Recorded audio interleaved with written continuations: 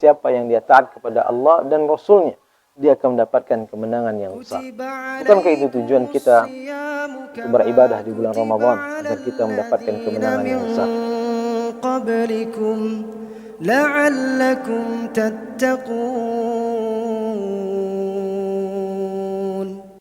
Assalamualaikum warahmatullahi wabarakatuh. Alhamdulillahirabbil alamin, hamdan katsiran thayyiban mubarakan fih kama yuhibbu rabbuna wa yardah. Asyhadu an la ilaha illallah wahdahu la syarikalah wa asyhadu anna Muhammadan abduhu wa rasuluh la nabiyya ba'da, amma ba'd. Kaum muslimin yang dimuliakan Allah Subhanahu wa taala, apabila ditanyakan kepada kita, apa amalan yang paling utama di bulan Ramadan ini? Maka sungguh semua amalan adalah dianjurkan di dalam bulan Ramadan ini. Karena amal saleh yang dilakukan oleh seorang di bulan Ramadan sangatlah besar nilainya.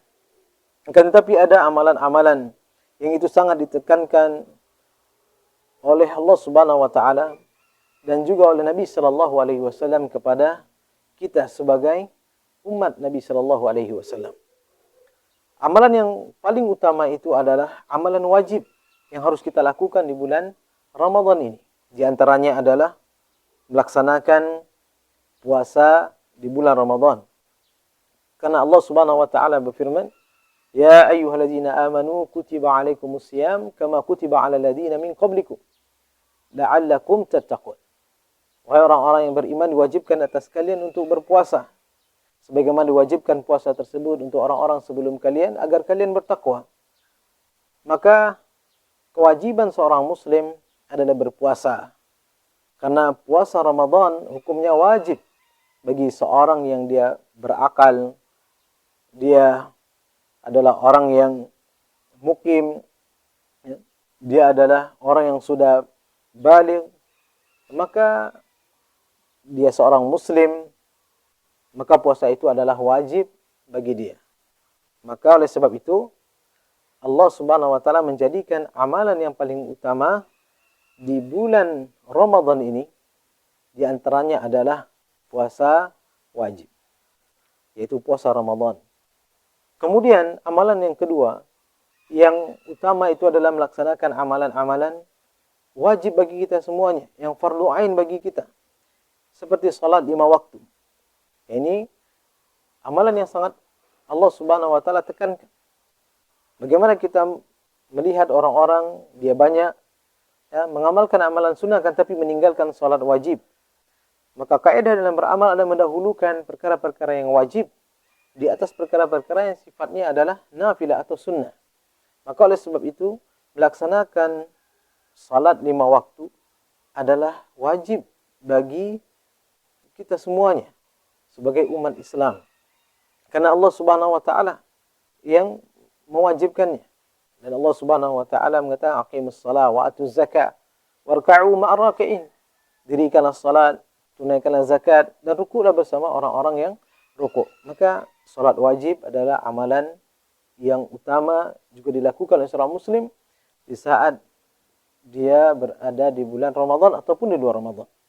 Kemudian ketiga amalan yang selanjutnya juga merupakan amalan yang utama, yaitu amalan sunnah, yang itu adalah amalan yang sangat besar nilainya di sisi Allah Subhanahu wa taala, dan itu adalah dilakukan oleh Nabi sallallahu alaihi wasallam di bulan Ramadan, yaitu memperbanyak ibadah salat malam atau kita kenal dengan salat tarawih. Dan Nabi sallallahu alaihi wasallam bersabda, "Man shalla ma'al imam hatta yansharif kutiba lahu salatul lailah." Barang siapa yang dia salat bersama imam sampai imam selesai, maka dicatat baginya salat semalam suntuk. Alangkah besarnya pahala salat tarawih bersama imam tersebut. Kemudian Nabi sallallahu alaihi wasallam juga menyebutkan keutamaan salat malam ini. Yaitu Nabi sallallahu alaihi wasallam bersabda dalam hadis yang diriwayatkan oleh Imam Bukhari dan Muslim, "Man qama ramadhana imanan wa ihtisaban, ghufira lahu ma taqaddama min dhanbi." Barang siapa yang dia mendirikan salat malam di bulan Ramadan, maka dengan penuh dengan keimanan, pengharapan pahala dari Allah Subhanahu wa taala, maka Allah Subhanahu wa taala ampuni dosa-dosanya dengan salat malam yang dia lakukan tersebut, yaitu dosanya yang berlalu dan yang akan datang.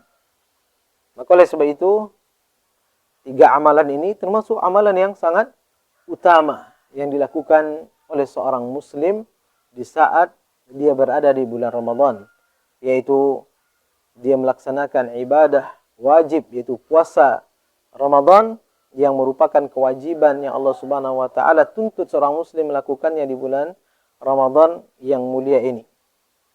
Dan Allah Subhanahu wa taala telah memerintahkannya. Dan Nabi SAW sudah menyebutkan keutamaannya.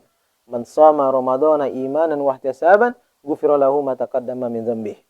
Barang siapa yang dia puasa Ramadan penuh dengan keimanan, mengharap pahala dari Allah Subhanahu wa taala, maka diampuni dosa-dosanya yang telah berlalu.